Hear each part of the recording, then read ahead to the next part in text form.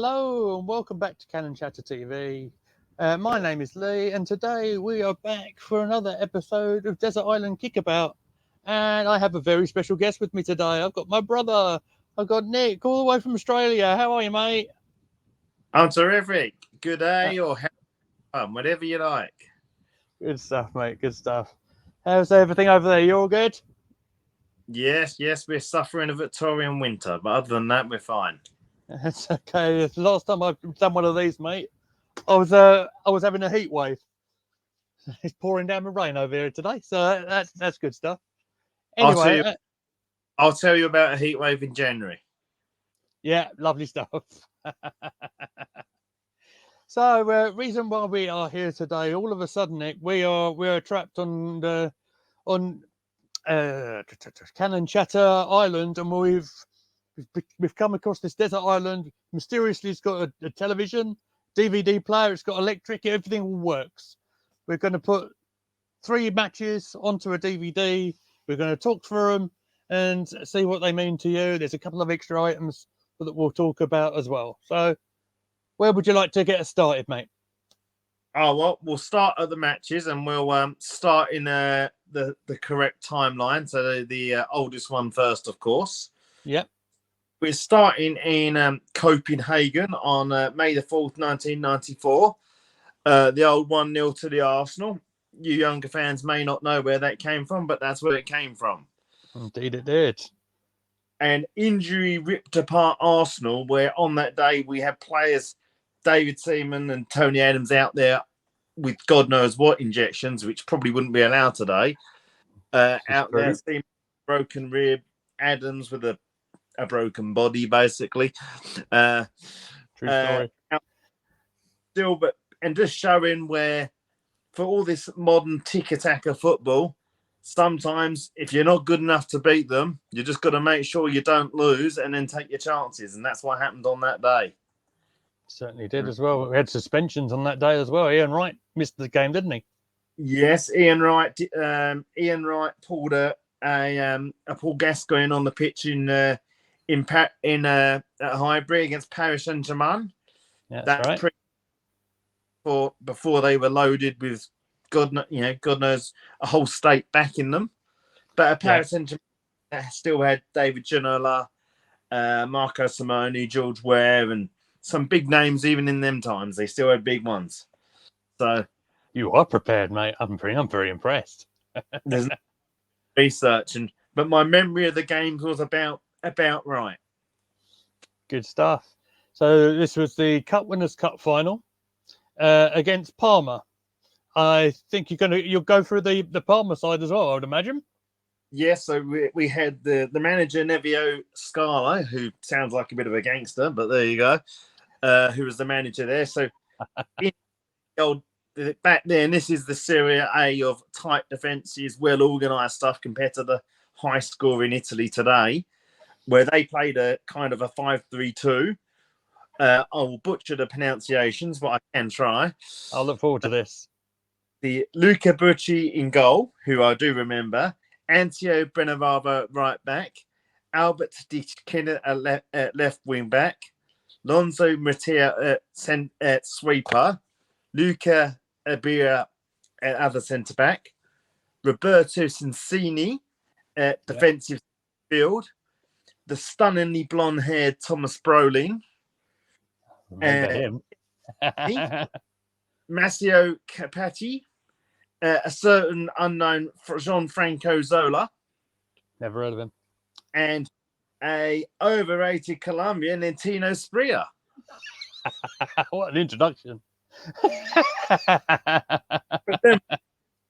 So we had that, and then we had the classic Arsenal back line to start with.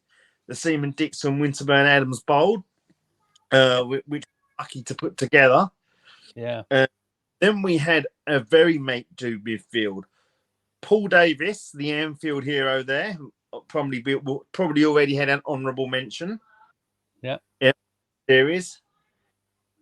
Ian Selly, now that's a name. Goodness me. He did play last season. I noticed when I checked on him for Dial Square last season. I found out. Yeah, I follow him on Twitter. So yes, I see that. Yeah. And a man who's always good for cups, but always takes a fall. Stephen Morrow. Good old Stevie Morrow. And then Mr. Super Kevin Campbell, wearing a dicky bow even back then.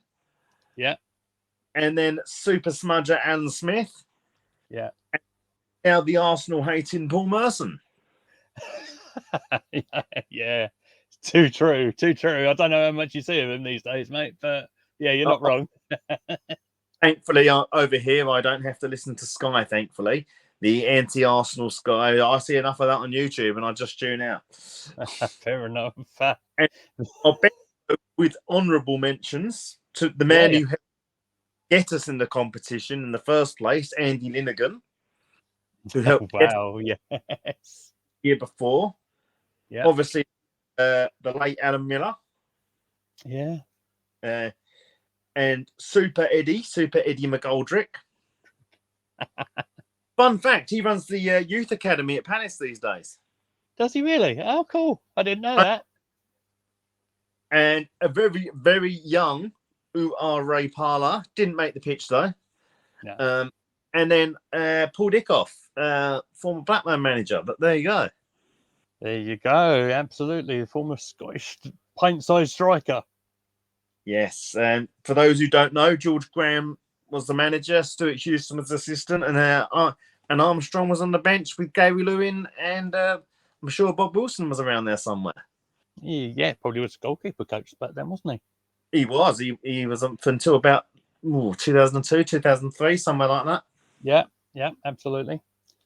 So, shall we talk about the story of the game, mate?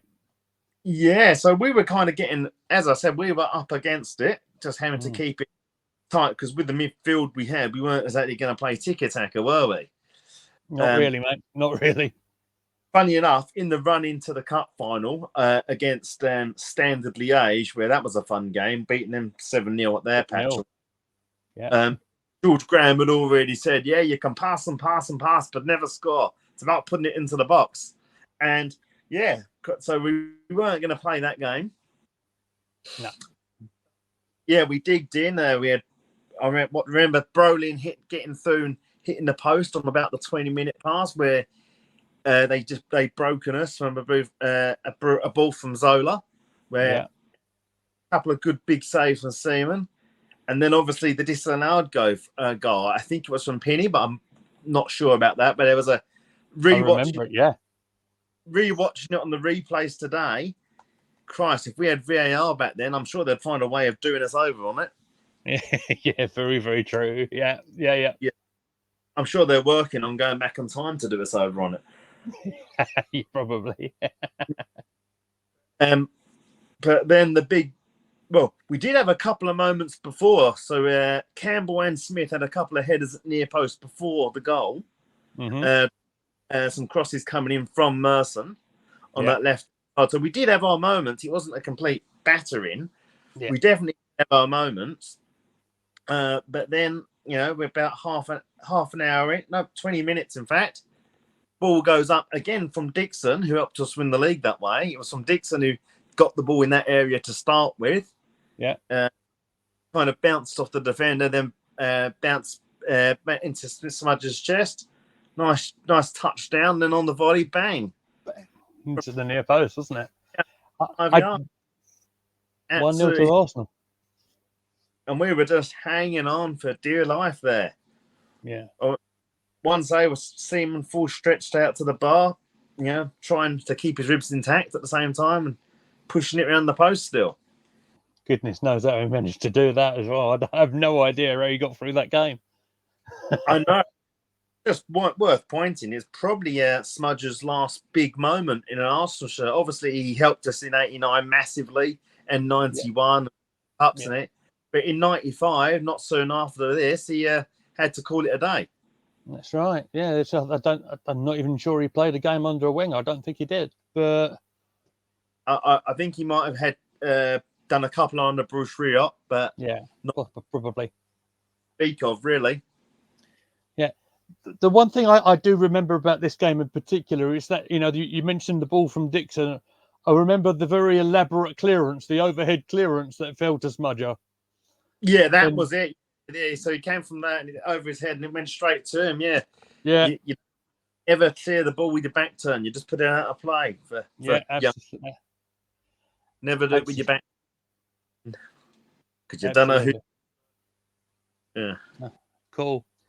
And I was going to say something then, and it's just escaped my head. Never mind.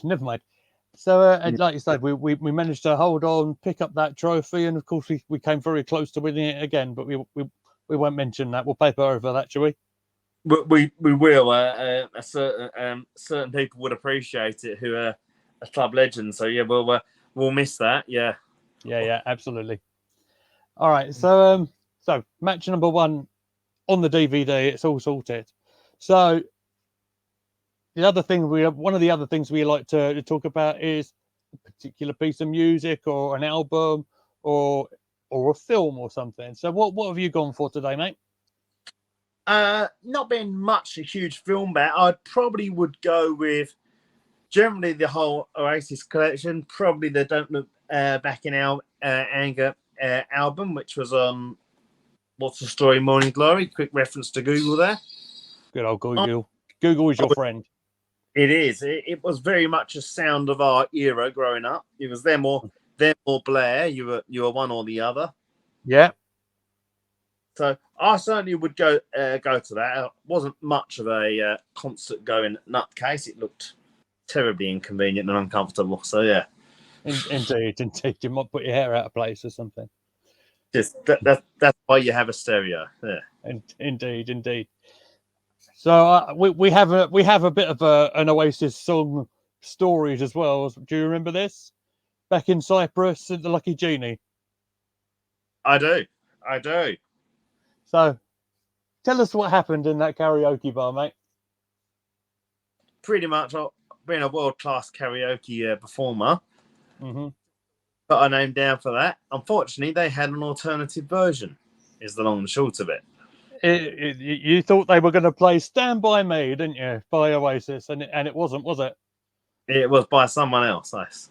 It's the very old-fashioned version, and the bass line dropped, and there I am sitting with Mum having a beer, and the bass line dropped, and I saw your face go, ah.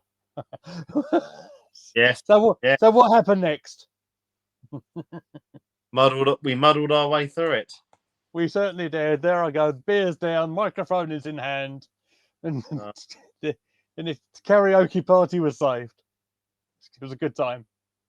Well, you had your moment on stage. It was your first big moment with the mic. There you go. Yeah, absolutely. So, yeah, I enjoyed that. So, shall we move on to your second match for the DVD, mate? Yes, but I would prefer to it more of a second season to refer to because it was quite a memorable season. The unbeatable team, the Invincibles, ultimately concluding in Arsenal winning the league at a certain White Hart Lane. I, for a moment, was worried you were going to call it something else. Thank you. This is YouTube, mate. I wasn't. Some of the YouTubes I've watched are certainly not sensitive in that regard. But yes, Hart Lane, that is one of the biggest unbeat things you can do. Unbeaten. No one's done it before. No one will. I don't think it'll ever happen again. Yeah, I agree with that, mate. And in that season, it was the first year of Abramovich at Chelsea. Of course it was, yeah. And so I watched a good clip with Claudio Ranieri complaining he had to settle 10 new players into the squad and how hard it was going to be. Oh, it's so stressful. Yeah. Big team. Well, that's your recruitment, but there you go. Yeah. Fair enough. On the run up to it, obviously at Old Trafford, we had where Arsenal ended up with a 25 match ban with various players in total. And this story is penalty, yeah. Ruud van Nistelrooy missed the penalty, and Keown thought he'd remind him 30 seconds later. Yeah, yeah. It's very subtly put, I think, as well. I think he said, "Oh, bad luck, old chap." I think he said something like that.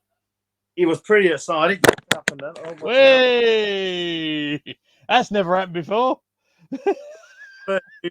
Selfie stick stroke tripod. Yeah. There you go. You're good. Yeah, super. Right. Yeah. So yes, we had the penalty miss, and Keown politely reminding him he did it. And then we move over to the game at White Hart Lane. Yes. I remember we started rather quickly, didn't we? Yeah, very, very quickly indeed. So we pretty much had most of the ball for that first couple of minutes. And all of a sudden, Henri breaks out, passes, and then gets the ball to Bergkamp. Then he gets it going across to Vieira, who arrives late in the box and just buries it in the corner. And makes everyone's favourite American kid, Casey Keller, who was in goal for Tottenham that day. Goodness me, yes. Well, he's thrown a name at me there. I completely forgot about Casey in the Spurs shirt. Oh, him and Brad Friedel were the two American big hitters, I would say, at the time. Yeah, absolutely. So he buried that, and we pretty much had most of the ball. And then down on 35 minutes, Perez just turns up with another one, another sweet move to cut through them. Yeah, and we get to half time. We decide that we're not going to absolutely humiliate them, and we let them come back into the game with a long shot from Sky Sports presenting Jamie Redknapp. And somehow he dragged himself off the injured table. He did. I mean, he does like to look like a hero. Just Jamie. Indeed, he does. And then after a bit of a pushing and shoving from a corner, Lehman gets himself worked up. Eventually, pushes one of theirs. I can't remember his name. I can't think who it was. Yeah. But leads a weak penalty in the end, and lets Robbie Keane equalise. But that's no good because they've still got the indignity of someone else lifting a trophy on their patch. Oh, I know. The sheer cheek of it, eh? Yes, and I was watching just a clip just the other day. Henri was talking about this, how Arsenal were asked not to celebrate if they win the league. Like that's it. Righto. So they've just equalised, and they're number 3, who I only saw this yesterday, the Argentinian Makimo Taki. I can't pronounce it. Tarico, him. Yeah, I remember. He's jumping around in a true Spursiness, thinking, we've got to... Oh, yay. Yeah. He just says to him, I'll show you how to celebrate at the end. Yeah. Or afterwards. Nice. Absolutely amazing stuff. And in a complete contrast team to obviously what we referred to earlier in 94. This was probably Wenger's most attacking team, which could still do the other side of things as well. Yes, they could. I remember the penalty given as well, and it was a really, really dodgy looking one anyway. It was Jens pulled up, wasn't it? That was always the problem. He always that was the only part of his game. Everything else was good for a keeper. Keeper point of view was great. But I remember him being absolutely devastated as well at the end of it. He kind of got dragged back from the dressing room, I remember, to get involved in the celebrations because he was just so down about it all. He kind of forget that's the personality that he had. He was I think he cared so much, didn't he? That's what it was. He did. That was that winning personality of that team that I would say we're just seeing starting to come through in our current crop, which we lacked previously. This team really leader as well. Yeah, this team really emphasised exactly what we didn't have. Like, you're the team that they have, like Lehman, Laurent, Ashley Cole, before he let himself down. Sol Campbell and Colo Torre, who for some reason the Sky Sports have got as a midfielder.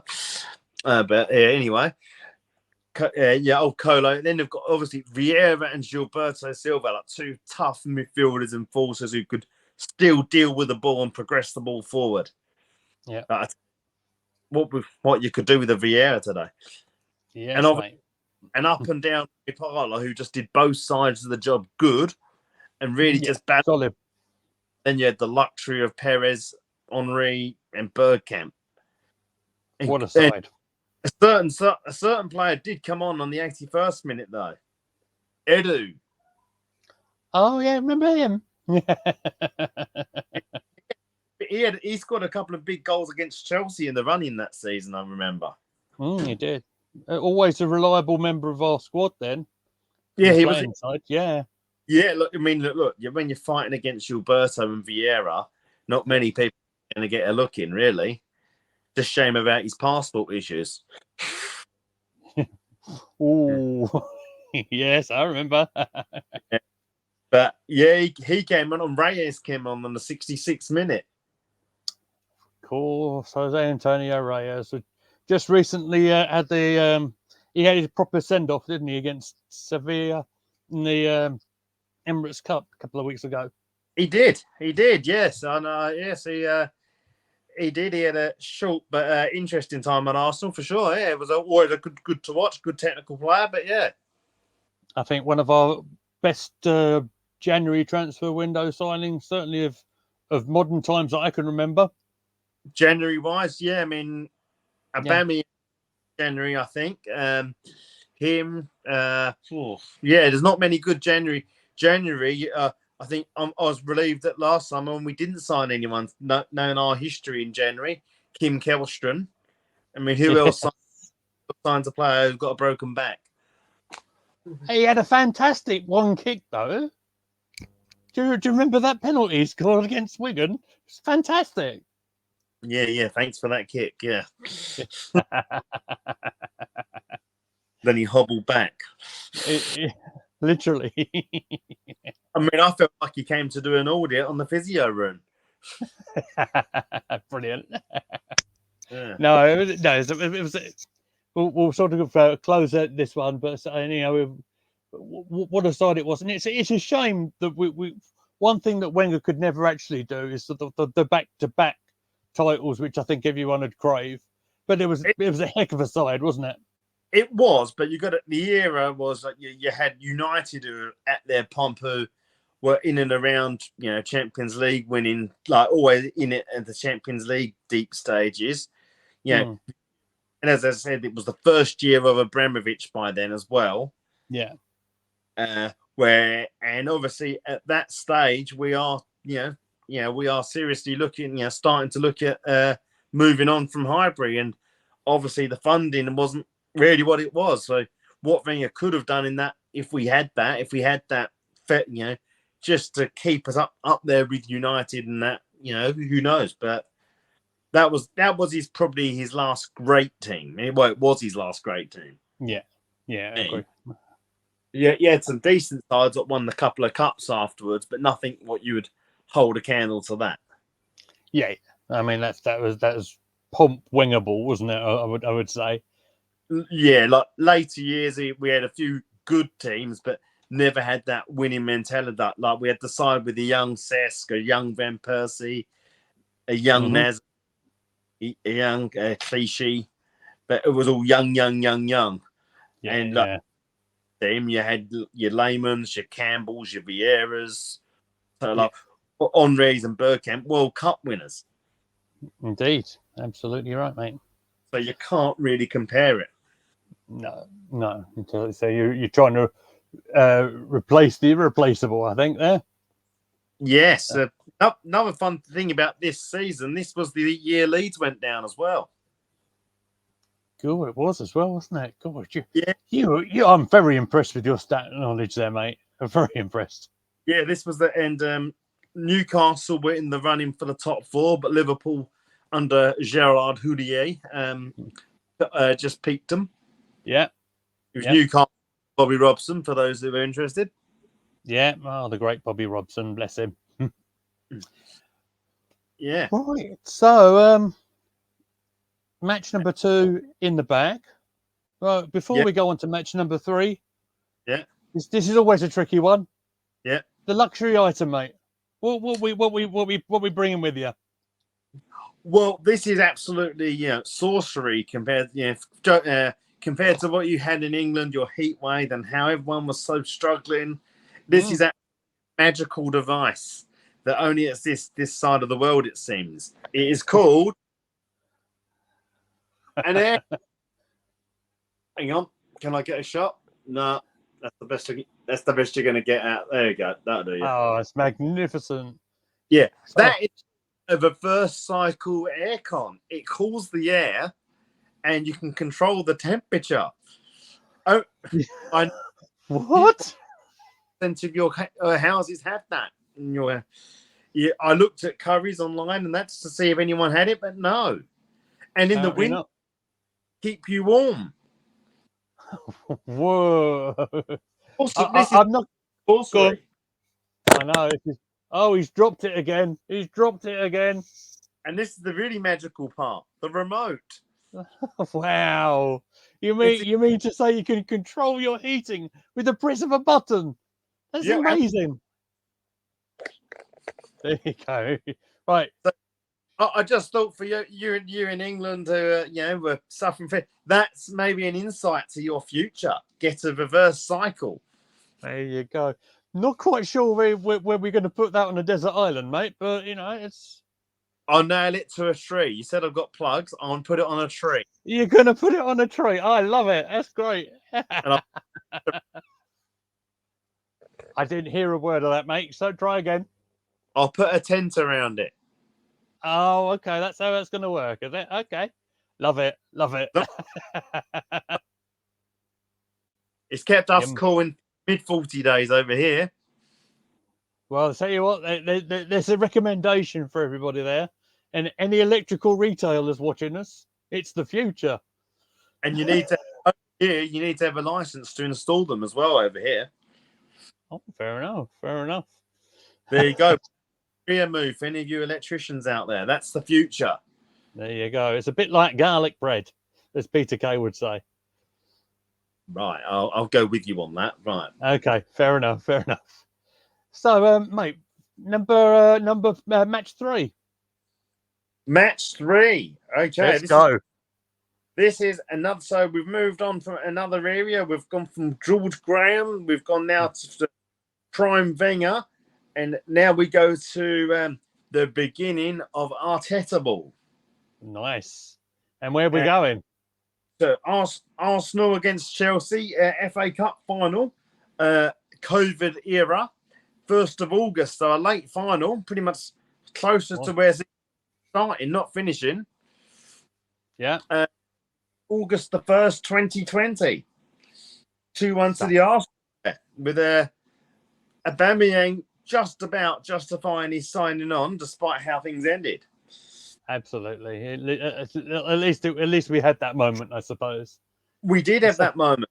We did have a glimpse of what could have been.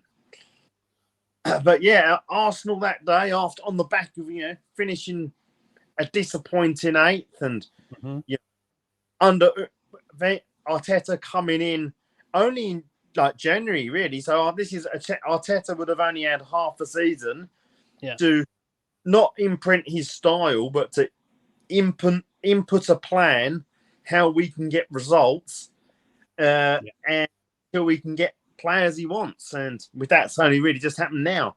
But in the is Arteta coming in, putting a plan together and making it work.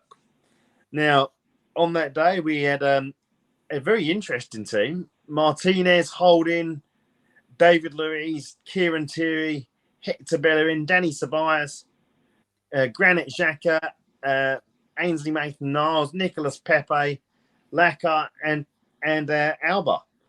Well, there you go.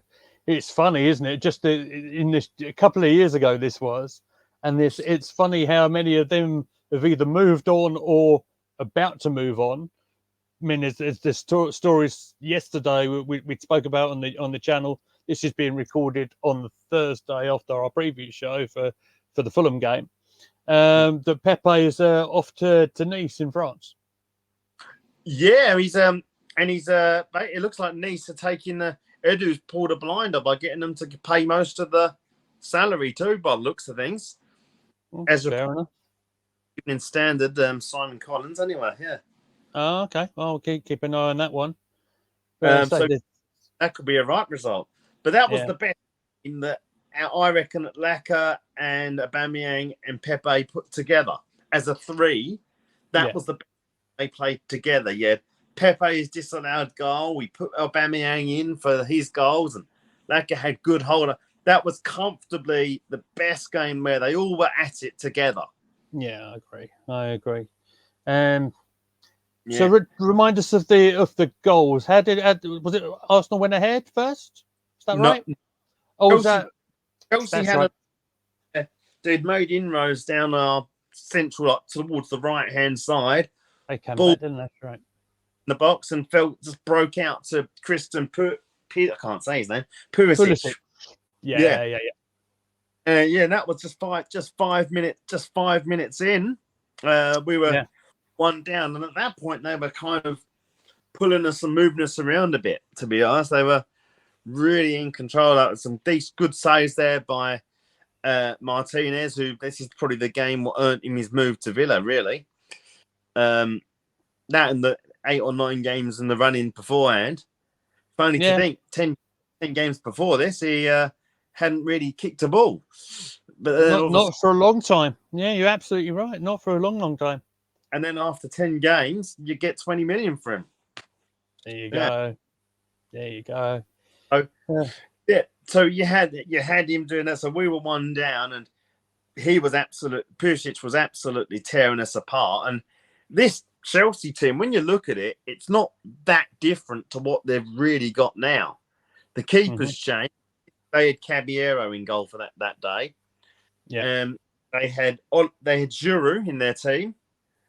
Other than that, they've got that and Zuma. Obviously, and Zuma was in that team. But other than them, some of them might not be first teamers, but they are still around. They're still around the Chelsea squad, and the Chelsea squad's all over the place at the moment. But that's another thing. Yeah. We'll let them worry about that. It's not a problem. Yeah, it's interesting to see how recent and still current that team is actually of Chelsea, even today, really. Yeah. But and the Arsenal goals, mate.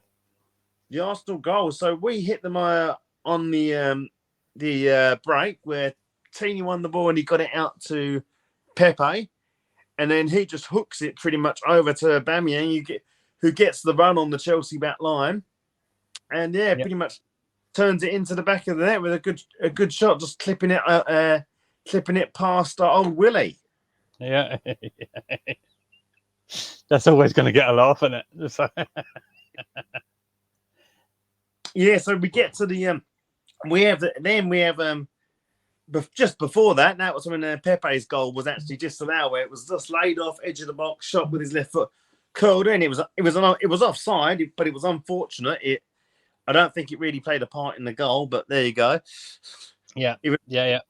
And Pepe, just on his departure day, we'll say he did get the assist and had a really good goal. That's the best thing he ever did for Arsenal that day. Yeah. And then second half, we had a couple of headers and a couple of moments there. But then, an hour in, we get the penalty. 67 minutes, we get the penalty. Yeah. Where, we're going through. Aubameyang's taken down, I think it was, and he just slides it into the net. Now, I was never confident on Aubameyang on penalties. No. He never filled me with that much confidence. So, I could just about watch, but he turned it into the net. And, then in Kozovic on the 73rd minute, another name I've pronounced brilliantly. Yeah. He gets himself a nice second yellow just to ease things up on us.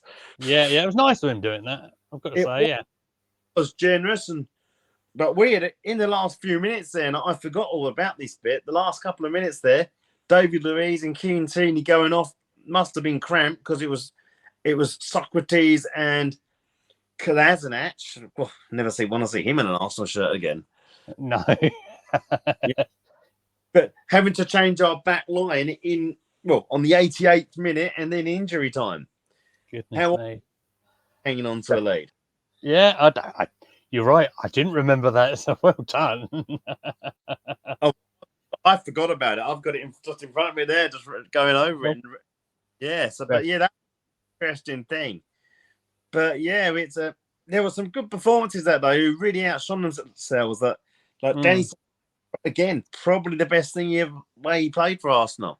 The way he kept possession, kept us moving.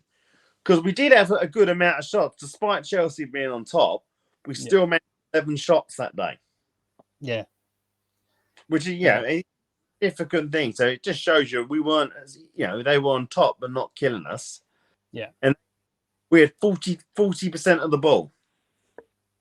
Fair enough. Yeah, it's kind of what you would expect, I suppose. Chelsea managed 9 shots, but it was just long range stuff. It was like it didn't really test Emmy that much, did it? It's the kind of thing, if you're going to score, it's going to be a world class goal. Yeah. And with the team we had that day, that's all you could do. You could set them out with us and say, if they score a goal, don't give it to them. Make them do it. And like, yeah, go on, sorry. And they didn't. And our discipline that day as well. Actually, we only had one yellow card and 2 fouls committed. That's not bad, is it? And Chelsea had 14. You could see they were getting frustrated, I think, weren't they? Yeah. I remember, yeah. And said the red card would have contributed to that as well. Oh, certainly, yeah. And our cup specialist, who's the cup specialist in our squad? Let's see who knows this. Cup specialist player, I would call him. Cup specialist. I don't know who. Well, give me a clue where you mean. He's been on the pitch and won. I think he's won at least 3 FA Cups with us. Would it be Xhaka? Rob Holding. Rob Holding. Of course it is. Of course. No, that's a hat trick. He's dropped it 3 times, everyone. Hey. I'm going to hold the bloody thing. You're talking of holding it. Hey. We're all comedians. We are, mate. We are. It's all. Yeah, but he helped us. If you think of his contribution to the club, he is putting some monsters of performance. I'm pretty sure he's battled with Drogba in his very young days. He's kept him out. He's done Chelsea. He is really just seen off some big opponents over the years. And even in this cup run, he probably saw off. I wonder when we played City if he played Aguero. I don't. Without seeing it in front of me, I'm not sure. Possibly. Probably, yeah. That cup run was really impressive. Who we beat on the run up as well to it as well. Yeah. It's just the semi-final against City you're talking about, right? Yeah, it's the semi-final. The whole that was impressive in its own right. Turning over City as well. That's what made it run so good. Like beating City, the match before as well, where people completely and utterly writing us off. That's how we like it, mate, isn't it? People writing us off. Oh no, that's why I'm worried. That's why I'm worried about this season. Now everyone's giving us the big one. We'll just go with the each game as it comes, shall we? Yeah, we'll fast forward to October when everyone will go against us again. Come October, we're looking at them picks. Yeah. Then we'll everyone get on Twitter and they'll do their thing and Arteta out and everything, right? Certainly turned people. Because this game I couldn't believe how we managed to, as I say, come up with a plan just to get results. Not what he wanted, but just to get results for now. Yeah, absolutely. And it started where we are now. It was a long old process, and I've got to say, after certain games, I really had my doubts. I have to say. Yeah. That finishing 8th the next season, I think it was, and then Villarreal. But yeah, he's turned it the way it's been. The whole recruitment and everything has been incredible.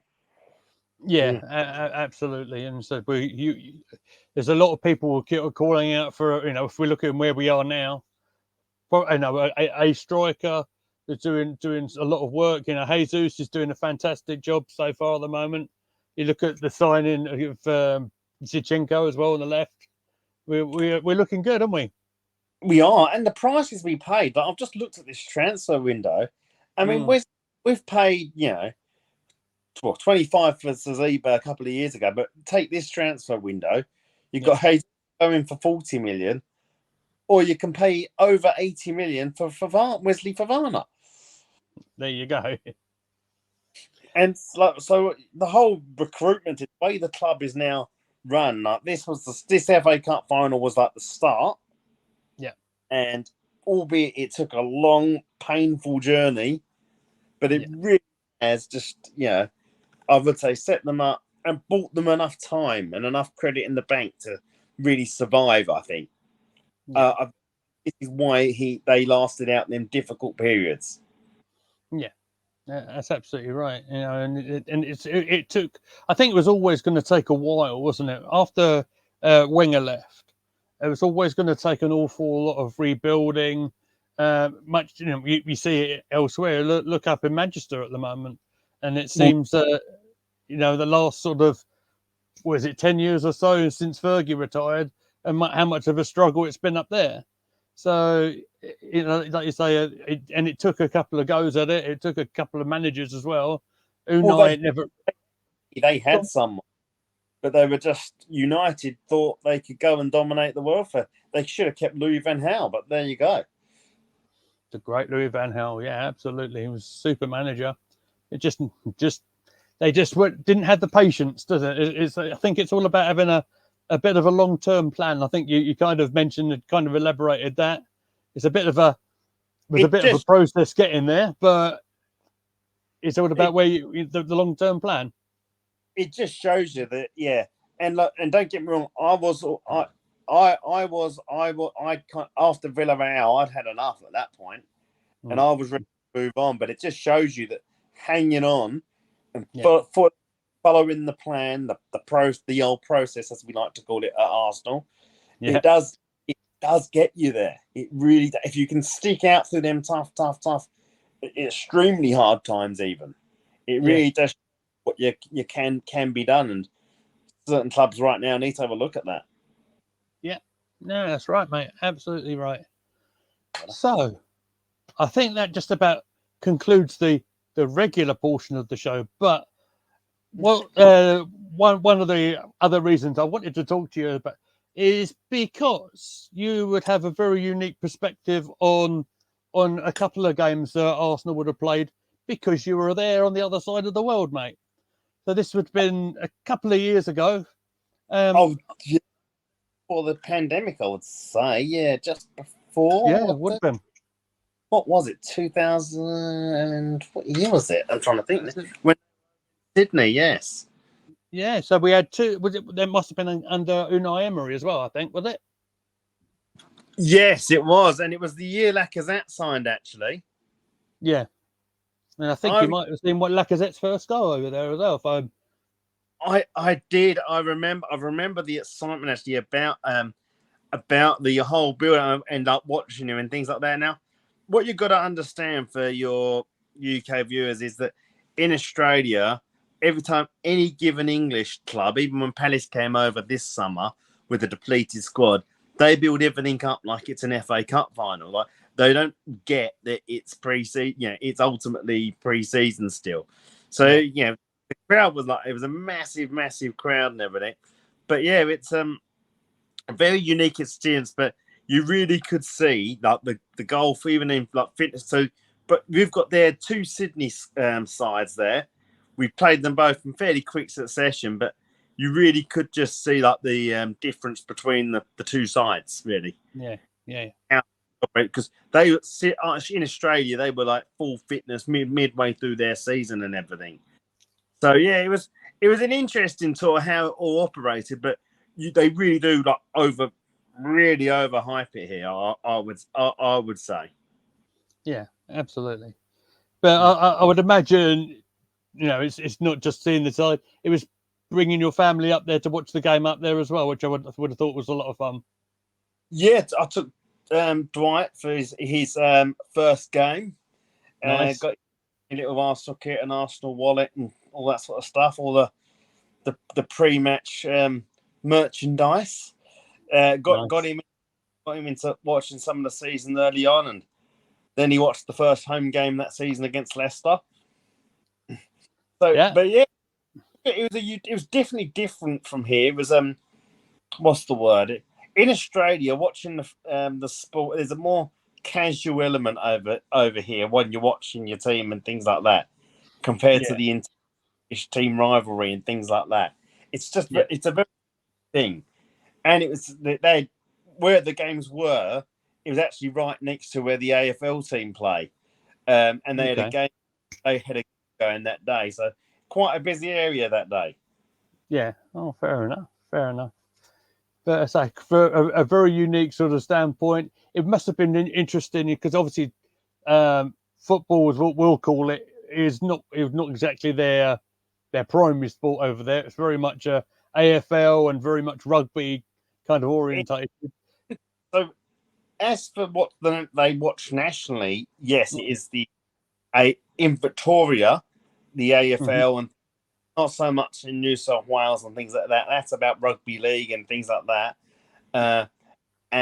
But what you would say is that as far as the school games, the primary school kids at all the local clubs, their soccer teams, as they call it, they're actually getting more recruitment because it's safer compared to their AFL, which has got pretty full on, where people are chopping each other and things like that. It's a very, very different game. Like some of the stuff you see on an AFL field is incredible. Like you're thinking there'd be 20 red cards a game, but Brilliant. But it's just to summarise, there's a bit of talk, isn't there? There's still a little bit of talk sort of buzzing around about, you mentioned the interest of the, when we go across overseas and stuff. Where do you stand on the potential of bringing a Premier League game overseas, much like the NFL do over here in the UK? No, definitely not. No, I don't like that. That's when you really are.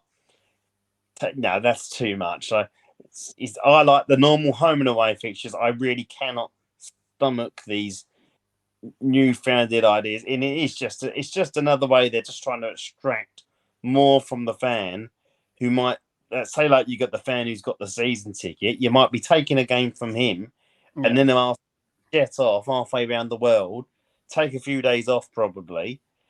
It's just another way of extracting more and more money. It's not about reaching out to the fans. It's quite the opposite.